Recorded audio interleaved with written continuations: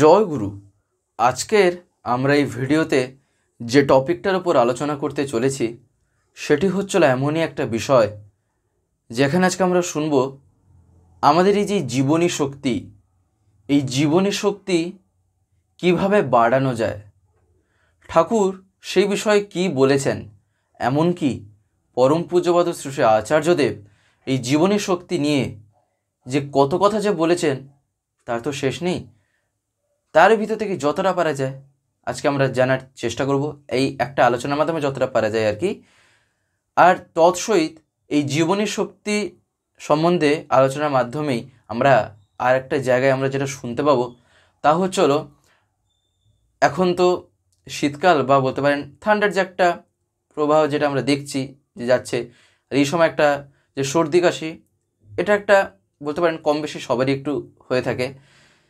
তাহলে এই যে সর্দি কাশি, এটাকে কিভাবে বলতে পারেন ঠিক করা যায়, বা এই সর্দি কাশি হলে কি করণীয়, ঠাকুরের বলা বিধান অনুযায়ী যদি কিছু থাকে, আজকে আমরা তারই ভিতর থেকে এরকম একটি বিধানের কথা শুনবো যা ঠাকুর তো বলেছেন।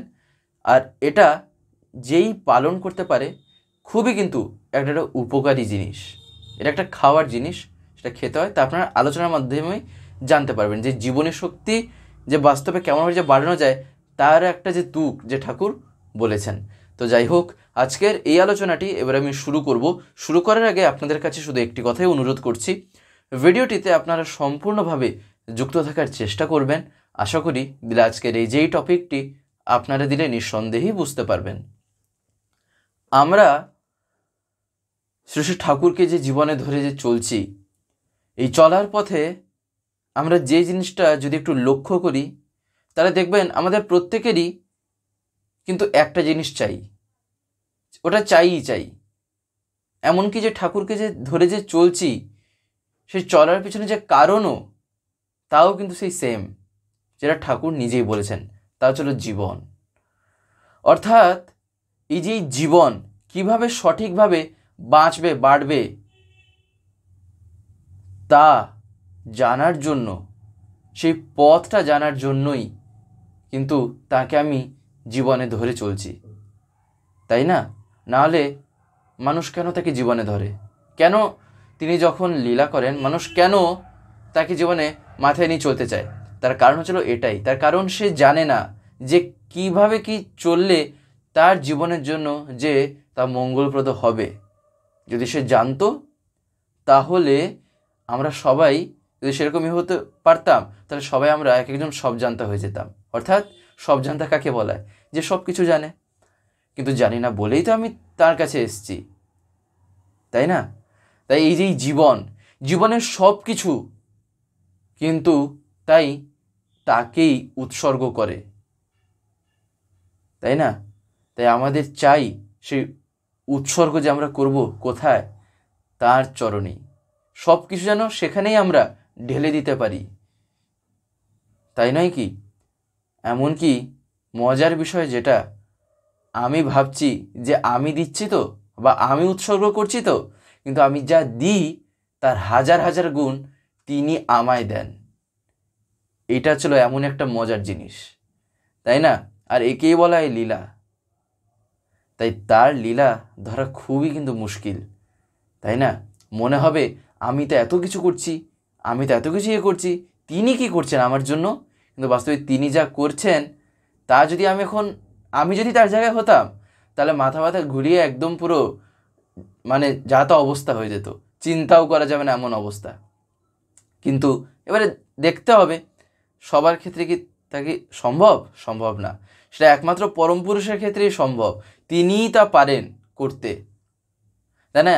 এই যে এবারে যে জীবনী শক্তি, এই যে জীবন সম্পূর্ণ যা তাকে কেন্দ্র করে, তাহলে এই জীবনে আমরা যে জিনিস দেখছি তা কি? তা হলো জীবনে আমরা পড়াশোনা থেকে শুরু করে বড় হওয়া থেকে শুরু করে জীবনের প্রতিটা পর্যায়ে যেখানে যেমনভাবে চলার কথা, বিভিন্ন রকম ফেস, জীবনে যে বিভিন্ন রকম স্টেজ সব যা আসে আমরা সব কিছুই ফেস করি। কিন্তু কথা হলো এই যে এই জীবন আমি যার জন্য পেয়েছি, আমি কি তাকে কি আমার জীবনে সবচেয়ে আপন করে তুলতে পেরেছি? এই যে আমার জীবনে যে বিভিন্ন পর্যায়, আমার জীবনে যে প্রতিটা মুহূর্ত, যে প্রতিটা সময় যে কাটছে, আমি তার মধ্যে আমি তাকে কতটুকু রাখতে পেরেছি, তাই না? এখন যদি দেখা যায়, আমি যদি এখন চিন্তা করি, তাহলে আমি দেখব সব কিছুর পরে যদি এখন একটা বসে বসে লিস্ট বানাই, আচার্যদেব সেদিন এই কথাটা বলছিলেন, তাহলে প্রথমে হয়তো দেখা যাবে যে আমি নিজেই, যেটা আগে স্বার্থ চিন্তা, তারপরে আসবে বাড়ি ঘরদোর, তারপরে আসবে বিভিন্ন সম্পত্তি, এরকম বহু হয়তো আসতে থাকবে। এরকম হয়তো দেখা যাবে সব কিছু শেষে 7 নম্বরে হয়তো দেখা গেল তার কথা এবারে আমার মাথায় এসছে। এবারে তাহলে ভাবেন তো, যদি এই রকম করে চলি, তাহলে আমার জীবনের শক্তিটা যেখানে, শক্তিকে যদি আমি আমার জীবনের পুরো যে লিস্টটা যদি লাস্টে এরকম রাখি, তাহলে আমার শক্তি যোগান হবে কোত্থেকে? এদিকে আমি বলছি আমি সবসময় ভেঙে পড়ছি, আমার মন সবসময় যে একটা ফুরফুরে মেজাজ হয়ে থাকবে সেরকম না। ওটা হবে কিভাবে? আমি যদি সব কিছু এক একটা লেয়ার যদি করতেই চলি, তিনি তো নিচেই তো থেকে গেলেন, তাই না? ধরেন এখানে একটা জিনিস আছে, এই জিনিসটার উপরে যদি একটা কিছু রেখে দেওয়া হয়, তার উপরে আরেকটা, তারপরে আরেকটা, এরকম করতে করতে যদি পাহাড় করে দিই, তাহলে আসল যে জায়গাটা, আমি তো সেই জায়গাটা হয়তো আমি লুকিয়ে দিলাম, তা আমি তো তাকে তো দেখতে পাবো না। ঠিক সেম আচার্যদেব ওই কথাটাই বলছেন, আমি সব কিছুর উপরে আমি তো লেয়ার করে রেখে দিয়েছি আমার বাকি সব কিছুকে, ঠাকুরকে তো রেখেছি আমি নিচে, তাই না? তাহলে আমার জীবনে কিভাবে আনন্দ আসবে? আমার জীবনে আমি তাকে কিভাবে ফুটিয়ে তুলব, তাই নয় কি? এই জন্যই চাই সব কিছুতে তাকে ফুটিয়ে তোলা, সব কিছুর মাধ্যমে। হ্যাঁ, এই যে বিভিন্ন রকম যে চিন্তা করছি না আমরা, এই যে বাড়ি গাড়ি সম্পত্তি ইত্যাদি যা যা আছে, এই চিন্তা যে করবো না তাই কিন্তু ঠাকুর একবারও বলেননি। এমনকি আচার্যদেবও সেদিন নিজে এ কথাটা বলছিলেন যে এটা যে করবো না, এ কথা কে বলেছে? ঠাকুর তো বলেননি এ কথা। এগুলোর একটা তো প্রয়োজন তো আছেই। স্বাভাবিকভাবে এই জগতে থাকতে গেলে যতটুকুর একটা প্রয়োজন পড়ে ততটুকু তো মিনিমাম তো অন্তত লাগবে। কিন্তু কথা হচ্ছিল আমি তার মধ্যে আমি ঠাকুরকে কতটা রাখতে পেরেছি, সেইটা হচ্ছিল লক্ষণীয়।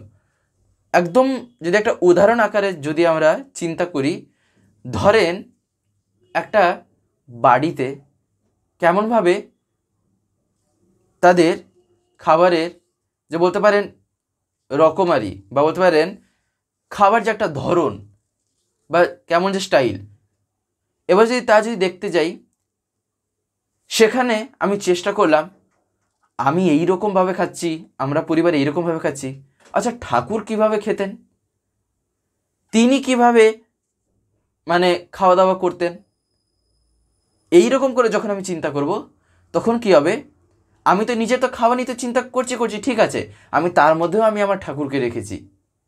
কিভাবে না, তিনি কিভাবে কি করতেন, তিনি কিভাবে কি খেতেন না খেতেন, তার খাওয়ার ধরন কেমন ছিল, তিনি কিভাবে খেতে বলেছেন, এই চিন্তার মাধ্যমেই আমি সেখানেও আমি আমার ঠাকুরকে ধরে রেখেছি, তাই না?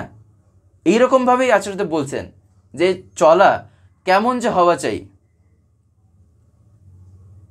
আমি যে তাকে যে জীবনে ধরে চলছি, তাকে জীবনে ধরে চলার লক্ষণ কি? দেখবেন ঠাকুর একদিন একটা কথা বলছিলেন যে যাকে দেখে চলায় তোমার চলন সার্থক হয়, উল্লঙ্ঘনে এড়াতে পারো অনেক বিপর্যয়। অর্থাৎ যাকে দেখে চলায় আমার চলনটা সার্থক হবে। এবারে কথা হচ্ছিল আমি তাকে জীবনে যখন ধরে চলছি, আমি কি তাকে শুধু দীক্ষা নেওয়ার পরে ওই রকমই কি শুধু রেখে দিয়েছি, নাকি তার চলা থেকে আমিও সেই রকম সেই মাফিক আমি চলার চেষ্টা করছি? দেখতে হবে তো ওই জায়গাটাতেই তো লক্ষ্য রাখতে হবে, তাই না? তাই এই যে জীবনী শক্তি তখনই মানুষের মধ্যে আরও থেকে আরোতরভাবে বাড়ে যখন সে তার জীবনে তাকে মাথায় নিয়ে চলে। আর এই যে জীবনী শক্তি কিভাবে বাড়ে তাকে মাথায় নিয়ে চললে? কি আকাশ থেকে বাড়ে, নাকি কোনো মিরাক্কেল ঘটে যায়? মিরাক্কেল ঘটে না। সেক্ষেত্রে বাস্তবে যে জিনিসটা ঘটে তা হচ্ছিল ভক্তির সম্বেগটা বেড়ে যায়। ঠাকুর একদিন বলছেন যে ভক্তির সম্বেগ যত বেড়ে যায় জীবনী শক্তি তত বেড়ে যায়। তাই এবারে যেটা কথা হচ্ছিল, তাহলে লক্ষ্য রাখতে হবে কি? এই ভক্তি। অর্থাৎ ভক্তি কথার ভিতরে এবারে কি আছে? ভক্তি কথার মানে হচ্ছিল আমি যে জিনিসগুলি করছি সেই করাটা আমার ঠাকুরের বলা অনুযায়ী হচ্ছে তো? কিংবা আরেকটা দিক দিয়েও যদি আমি চিন্তা করি তাহলে কি হবে না, ঠাকুর যেভাবে বলেছেন আমি সেই রকমভাবে চলতে পারছি তো? এইটা হচ্ছিল লক্ষণীয়, এইটা হচ্ছিল দেখার বিষয়, তাই না? আমি যদি এইটা যদি না দেখি তাহলে কিভাবে এবারে কি হবে? এই কারণেই ভক্তির সম্বেগটা যত বেড়ে যায় জীবনী শক্তি তত বেড়ে যায়। এই যে ভক্তি, সত্যানুসরণে যদি আমরা একটু দেখি, দেখবেন তো ঠাকুর ভক্তি নিয়ে কত কথা বলেছেন। কিন্তু আমি সত্যানুসরণকে কোনোদিনও চেষ্টা করেছি চরিত্রগত করার? মুখে বলছি সত্যানুসরণ সত্যানুসরণ, তাহলে কি আমি কোনোদিনও কি সত্যের অনুসরণ করতে পারবো? অনুসরণ মানুষ কখন করে? অনুসরণ কথার অর্থ কি? অনুসরণ কথার অর্থ হচ্ছে হলো আমি যখন কাকে ফলো করছি, মানে কিছু একটা করছি তো অন্তত পক্ষে।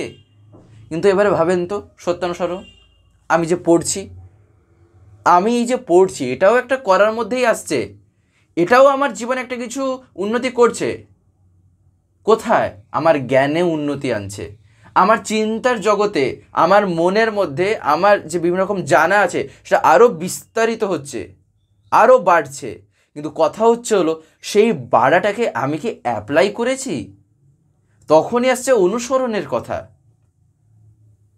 তাই না? আর এই যে ভক্তি, ভক্তি সত্যানুসরণে যদি আমরা দেখি ঠাকুর কি বলছেন ভক্তি নিয়ে, যেমন ধরেন ঠাকুর একটা জায়গায় যে বলছেন ভক্তির গাঢ়ত্বই প্রেম, প্রেম ভক্তিরই ক্রমোন্নতি। এই যে ভক্তির যে গাঢ়ত্বই যে প্রেম, তার মানে কি? বা তারপরে যে ঠাকুর যে বললেন যে প্রেম ভক্তিরই ক্রমোন্নতি, অর্থাৎ এই যে ভক্তি যে আমরা বলছি সেই প্রেম ঠাকুর বলছেন সেটা হচ্ছিল এই ভক্তিরই ক্রমোন্নতিটাই হচ্ছিল এই প্রেম। আমি কোনোদিনও এই বাণীটাকে নিজে এরকম করে ভেবেছি? ঠিক আছে, পড়েছি, হয়তো বুঝতে পারিনি, কাউকে জিজ্ঞাসা করেছি? জিজ্ঞাসা করতেও যদি মানে ভয় হচ্ছে, যদি লাগছে, অন্ততপক্ষে এখন যেভাবে যাচ্ছে, এখন যেভাবে সময় কাটছে মোবাইলের যুগে, ফোন করে বা ধরেন এই যে আজকাল তো বিভিন্ন জায়গায় এরকম ঠাকুর কথা আলোচনা করেছে, আমি তো দরকার বলে এই যেমন এই যে আলোচনাগুলো আমরা শুনছি, পারলে তো নিচেও তো আমি লিখতেও তো পারি, দিলে কেউ যদি আমায় বলে দেন, তাই না? আমরা এই যে আলোচনাগুলো শুনছি বা দেখছি, একটা জিনিস লক্ষ্য রাখা দরকার, আমরা কি প্রত্যেক দিন এই ভিডিওগুলো পাই এই স্বস্তিতীর্থ থেকে বা চ্যানেল থেকে? দেখবেন আপনারা হয়তো অনেকে এমন আছেন যারা ইউটিউব খোলার পরে এরকম স্ক্রল করেন, দিলে আপনারা দেখতে পান। কিন্তু আপনাদের যদি ডেলি তার কথা শুনতে হয়, প্রত্যেক দিন যদি শুনতে হয় পরমপিতার কথা বা বিভিন্ন ঘটনা বা দর্শনের উপর আলোচনা, তাহলে আপনাকে তো চ্যানেলটাকে সাবস্ক্রাইব করে রাখতে হবে, যেটা অনেকে আমি দেখতে পাই হয়তো করতে জানেন না, বিশেষ করে যারা একটু বয়স্ক আছেন বা যারা মানে এতটা এক্সপার্ট নন মোবাইলের ক্ষেত্রে। তাদের কাছে আমি বলছি, আপনারা যদি না পারেন তাহলে বাড়িতে যারা ছোটরা আছে তারা এইসবে একদম পুরো মাহির, এক্সপার্ট, হাতের খেলা তাদের কাছে, তাদেরকে বলবেন, তারা করে দেবে।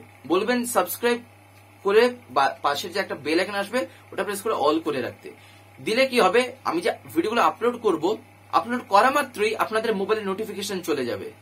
নেট যদি অন থাকে তাহলে নোটিফিকেশন চলে যাবে যে ভিডিও আপলোড হয়ে গেছে, তখন আপনারা সেখানেই ডাইরেক্ট প্রেস করে ইউটিউবে ঢুকে দেখতে পারবেন, তখন আপনাদের ইউটিউব খুলে আর খুঁজতে হবে না, তাই না? তাই আপনারা যাতে প্রতিদিন শুনতে পান, তাই আপনারা এটা অতি অবশ্যই করে রাখবেন। আমার চাই হচ্ছে আগ্রহটা, আমি কি জানতে রাজি আছি, আমার কি শিখতে আমার মন চাচ্ছে, ওইটা ছিল কথা। এত শত ভাবতে নেই যে আমি যদি জিজ্ঞাসা করি কে কি খারাপ ভাবে, তার মানে কেউ যদি কি ভাবে, তার মানে তুমি এটা জানতে না, তুমি এতদিন এটা জানতে না, সত্যানুসরণ ঠাকুরের দীক্ষা এতদিন নিয়েছো, বুঝতে না। ঠিক আছে, বুঝিনি, তাতে কি হয়ে গেছে, বুঝতে পারিনি, এই বৌদি হয়তো আসেনি, আজকে তো অন্ততপক্ষে এসছে, তারা আজকেই করি, আজকেই আমি জানার চেষ্টা করি। এইটা হচ্ছিল পজিটিভ ওয়েতে চিন্তা করা। এই কথা যে আমি বলছি, এই কথাটা বাস্তবে আমার কথা না। এই কথাটা আমি যখন দেওঘরে গেছিলাম কিছুদিন আগে, পরম পূজ্যপাদ শ্রী আচার্যদেব এই কথাটা বলছিলেন যে কোনো জিনিস হয়নি, থাক, ওটা নিয়ে চিন্তা করে কী লাভ। এখন যে জিনিসটা আমার হাতের মুঠোয় আছে, আর যে জিনিসটা আমার চিন্তায় এসে ধরা দিয়েছে, আমি এই মুহূর্তে করি, এই মুহূর্তে জানলাম, এই মুহূর্তে থেকে পালন করি। তাহলে যেটা কথা, তাহলে কি এই যে জিনিসগুলো আমার চাই, আমাকে আগ্রহ রাখতে হবে, তাই না? যেমন এই যে এই ভক্তি, ভক্তি কথার মানে কি, কি হলে যে হ্যাঁ একটা ভক্ত চরিত্র যে আমরা বলি, ভক্ত চরিত্র কেন বলা হয়, তার মানে তার ভিতরে ভক্তির গুণাবলীগুলো আছে। একটা ভক্তের যে গুণগুলো, সেইগুলো সেই তার মধ্যে ফুটে উঠেছে, অর্থাৎ তার মধ্যে ভক্তি আছে। ভক্তি আছে মানে কি, ঠাকুরের যে বিভিন্ন বলাগুলি আছে সেগুলো তার মধ্যে ফুটে উঠেছে। এবারে ফুটে উঠেছে কীরকমভাবে, তাও যদি আবার দেখতে হয়, তাহলে এবারে যেতে হবে সেই করাতে, অর্থাৎ সে সেই করেই পেয়েছে জীবনে। যেমন এই যে যজন যাজন ইষ্টভৃতি নাম ধ্যান, এগুলো সাংঘাতিকভাবে মানুষের জীবনী শক্তি বাড়িয়ে তোলে, তাই না? তাই এইগুলো যত করা যায় ততই কিন্তু ভালো। আর তার সাথে সাথে চাই, ঠাকুরে দেখবেন আরও বিভিন্ন রকম কথা বলা আছে, সেগুলিও একটু ভালো মতন করে জেনে পালন করা, তাই না? তাই চাই হলো মেন জায়গা যেটা, সেটা ছিল এই ভক্তি। এই ভক্তির মাধ্যমে অনেক কিছুই সম্ভব হয়। আর এর বিভিন্ন ঘটনা, বিভিন্ন কাহিনী, অনেক কিছু আমরা কম বেশি হয়তো জানি, কিন্তু সবাই কিছু না কিছু হয়তো জানি। এমনকি হয়তো দেখা যাবে অনুভূতিও হয়তো সবার ভিতরে কিছু না কিছু একটা আছেই আছে, তাই না? এই কারণেই এই যে জীবনী শক্তি, এই যে আমরা দেখবেন বলি না, এই রকম একটা অসুস্থ, বা বলতে পারেন এই রোগ হয়েছে, ওই রোগ হয়েছে, যে বিভিন্ন রকম যে কথা বলি, এরকম বহু ঘটনা দেখা গেছে যেখানে এই ভক্তির জোরে, বিশ্বাসের জোরে যে কত কি যে এরকম ঠিক হয়ে গেছে। অনেক কাহিনী আছে, শুধু কেবলমাত্র শুধু ঠাকুরকে বিশ্বাস করেছিলেন বলেই সেই অবস্থাটাও তার জীবনে কেটে গেছে।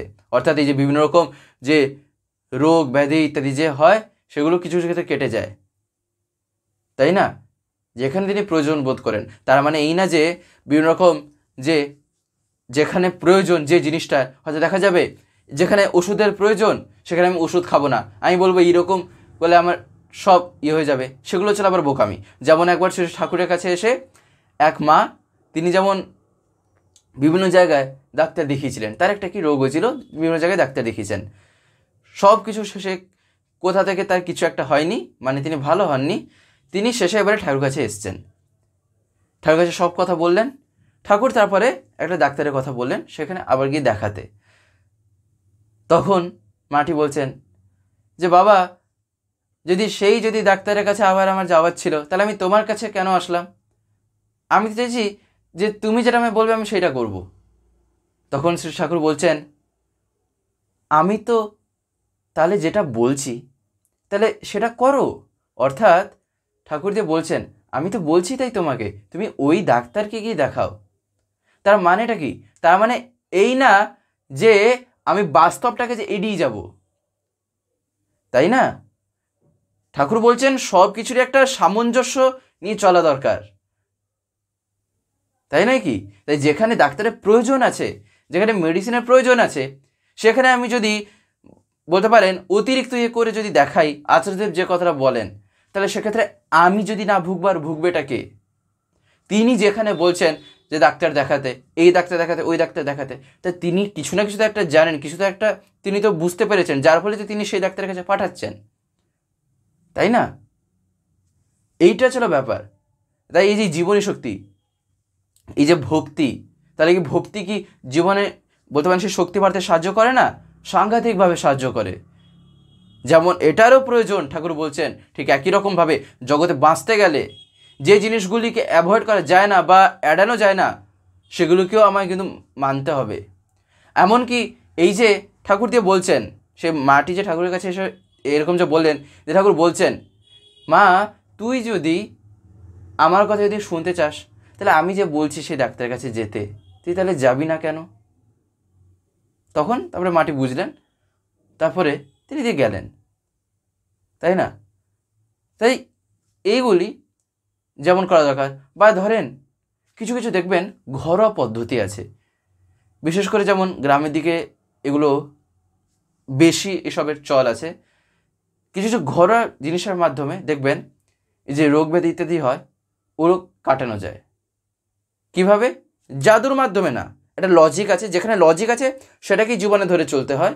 যেমন ধরেন শ্রী ঠাকুর একদিন এই প্রসঙ্গে বলছেন, এই যে সর্দি কাশি যে মানুষের হয় না, দেখবেন আগে কিছু বেসিক জিনিস সেগুলি একটু পালন করা দরকার। যেমন আমরা সবাই কি জানি, যেমন দেখবেন বলা হয় যে একটুখানি তুলসী পাতা বা তার সাথে একটু মধু এগুলো খেতে, দেখবেন এগুলো বলা হয়ে থাকে।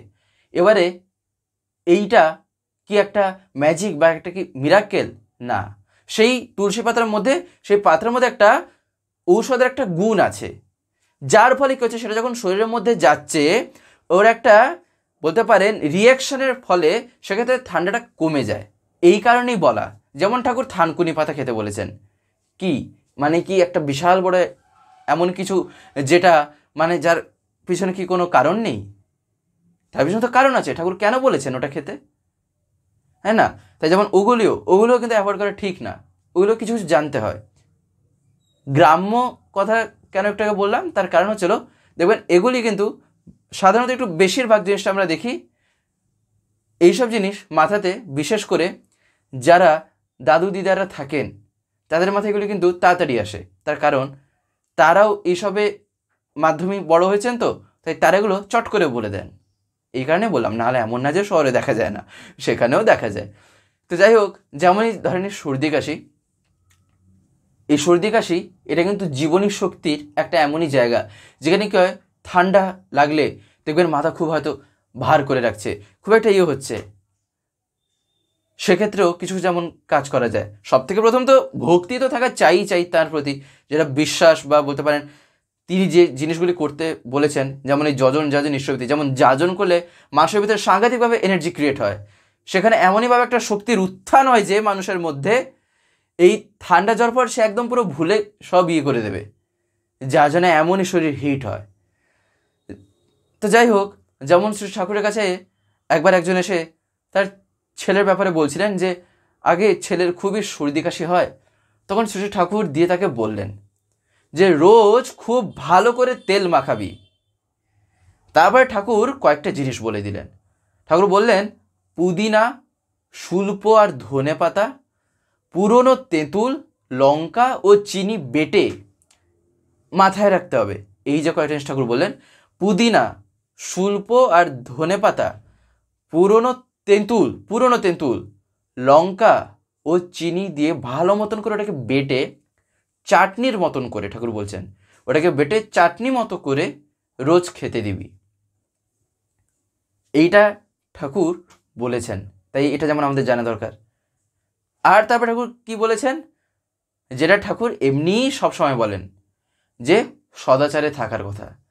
ঠাকুর যদি তাকে যেমন বলছেন খুব সদাচারে থাকবি, তারপরেই ঠাকুর বলছেন যে ভক্তির সম্বেগ যত বেড়ে যায়, জীবনী শক্তি তত বেড়ে যায়, তাতে রোগবালাইও কমে, তাই না?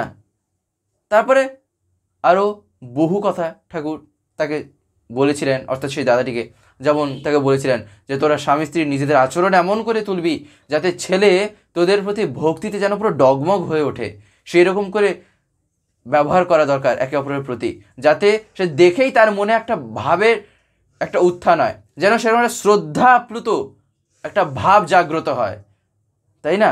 তাই এই যে ছোট ছোট জিনিস, এগুলি আমাদের একটুখানি মাথায় রেখে চলা দরকার, তাই এই যে জীবনী শক্তি, এই জীবনী শক্তি যে কেমনভাবে বাড়ে বা কোথায় যে কীরকমভাবে চলা দরকার, এই জিনিসগুলি আমাদের জানতে হবে।